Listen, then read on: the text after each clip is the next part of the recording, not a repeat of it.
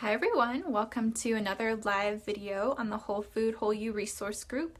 I've advertised this a little bit, so I'm hoping a couple people will pop on. I was just notified this is my 10th broadcast, which is a big deal for me because I don't like talking in public.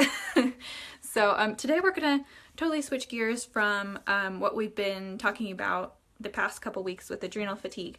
Now we're going to talk about some really practical action step type things. So today we're going to talk about buying healthy food on a budget. And I'm really excited about this topic because I know it can be a barrier for people who know that they need to be eating more real whole food, but they're having trouble fitting that into a tighter budget, which I totally understand because I'm an organized person. I like having a budget. I like planning out those things, so I get it. So all of these tips will take a little bit of preparation and practice. That is my caveat. I don't have a hidden website to send you where you're going to find grass-fed beef for $1 or something. So there is going to be some prep work and practice put into actually making these tips work, but they can make a big difference in your grocery bill. Then my other caveat is that I can't promise that a whole food paleo diet will be as cheap as eating maybe like a very frugal diet of, canned vegetables and pasta, because that's just not realistic. But it's definitely usually cheaper than the standard American diet of a lot of processed foods, a lot of processed snacks, both in that short-term weekly grocery budget and then in the long-term medical bills. And if you eat out a lot, well, this is definitely going to be a lot cheaper because most of the meals that I make come out to be less than $4 a serving, and I've definitely made quite a few meals that come out to be less than $2 a serving. So I consider that to be pretty frugal, and that's just because whole foods are generally quite a bit cheaper than processed foods. So those are my caveats. Now to move on to the tips. So I actually have 10 tips for you for saving money on healthy food. I'm not going to go over all of them today in this video, but I'll go over a couple. Again, I have my notes over here, so I'm going to be checking my computer a little bit, stay on track.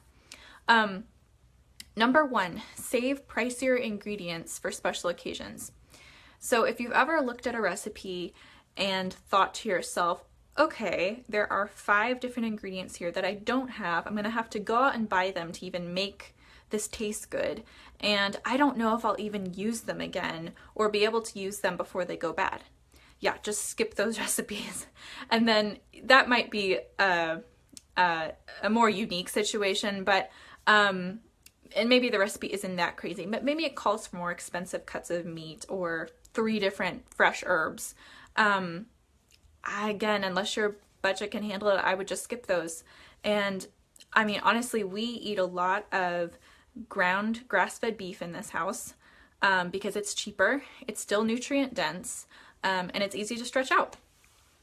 We also use a lot of dried herbs and spices because those are cheaper, and I feel good about doing that because I'm still getting good nutrients, but then I have a little more cash to spend on a variety of, again, cheaper fruits and vegetables that really round out the nutrient density that I'm getting. You get all sorts of great phytonutrients and disease-fighting vitamins and minerals from those as well. So, and my best example of this would be my healthy stir fry that I'll link to when I'm done with this video. So that involves 2 pounds of grass-fed ground beef, grass-fed if you can afford it, and then it involves like 3 to 6 cheaper vegetables like cauliflower, carrots, Brussels, let's see, spaghetti squash. I mean, those are pretty cheap, especially if they're seasonal. Spaghetti squash is going, for a couple dollars now. Not bad at all. And then you use some spices to make it taste really good, and it's great. Like, it's a ton of food. It goes a long way, and you get a great nutritional punch for what you're spending. So that was number 1. Save price your ingredients for special occasions. Focus on the cheaper ingredients, still getting variety, but cheaper ingredients. Number 2 is I pick my battles and I don't feel guilty about the rest. So I know a lot of people who just obsess over making sure every ounce of their food is organic, which some people can afford to do that. I know that that attitude will not be helpful if you have to stick to a tighter budget. So here's what I do. I have made room in my budget to at least buy organic meat and eggs. So that's what I at least try to do. I try to buy grass-fed beef, grass-fed, grass-finished pasture beef, and pastured free-range organic chicken and eggs. Since we just moved, and I do also like to buy local when possible. Since we just moved, I'm still trying to find a reliable source for that locally, but that's also a priority for me. So I could get into a whole discussion about why that's a priority, and I think that would be a great video for a different day. In summary, I just really feel strongly about supporting farmers who are raising animals ethically. And then I also consider those properly raised meat and eggs to be a great bang for your buck when it comes to nutrition. It's very nutrient rich source, especially if you are getting grass fed. It really is kind of a totally different animal than a conventionally raised animal. So then what about the rest? Well, I try to buy organic fruits and vegetables when I can, but I really just prioritize the ones that are most likely to have a heavy coat of pesticides if they aren't organic. So like apples and berries. Those are kind of two of the top ones. I usually use the Dirty Dozen Clean 15 list for that. I'll also link to that because it makes sense to me. I mean, I'm not going to worry so much about an avocado because it has that thick skin, but then something like kale is just out there in the open and it's getting sprayed down, or blueberries or apples, they're just out there in the open and then you eat the outside.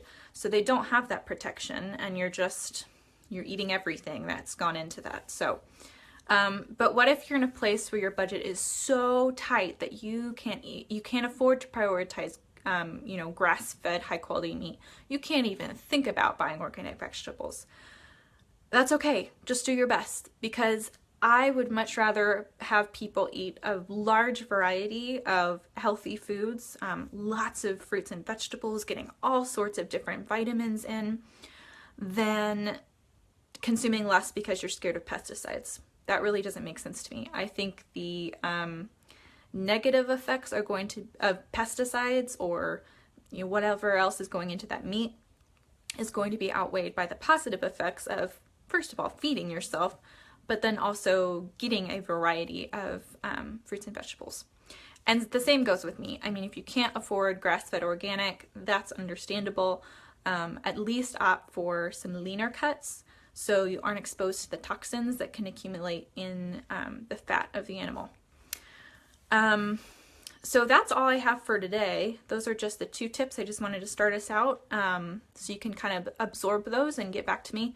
If anyone has any questions, feel free to either post them now or post them once I hop off, and I will be sure to answer those. And then if you also want to leave me any questions to address in the next video, I will definitely do that. Again, I have like 8 more tips for you, so I think we'll talk about a whole lot of stuff. We're going to talk about buying a whole cow, how to stretch the meat, and a couple other ideas. So you're welcome, Sarah Murphy Schwartz. That's my mom.